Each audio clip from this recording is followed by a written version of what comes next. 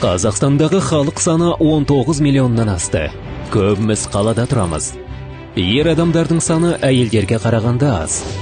Барлығының алдында әділетті Қазақстан құру міндеті тұр. Әрекет ететін уақыт келді. Ең басты мақсат – әлеуметтік экономикалық тұрақтылықты сақтау. Біз экономиканы дамытамыз, кәсіпорындар ашамыз, жұмыс орындарын көбейтеміз. Өңдеу өнеркәсібінің көлемі артып келеді. Өндіріс көлемі де 1,5 есеге көбеюі тиіс.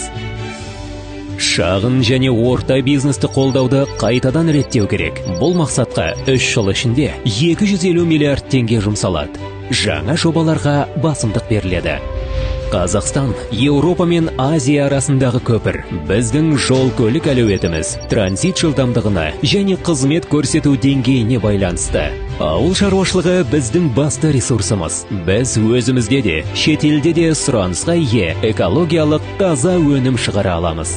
Жер елдің ортақ байлығы, сондықтан оны пайдаланатындарға тиесілі болу керек. Бұл ауыл шаруашылығын дамытудың басты тетігі. Бірлігіміз бекем болса ғана мықты және табысты ел боламыз. Біз әділетті Қазақстанды бірге құрамыз.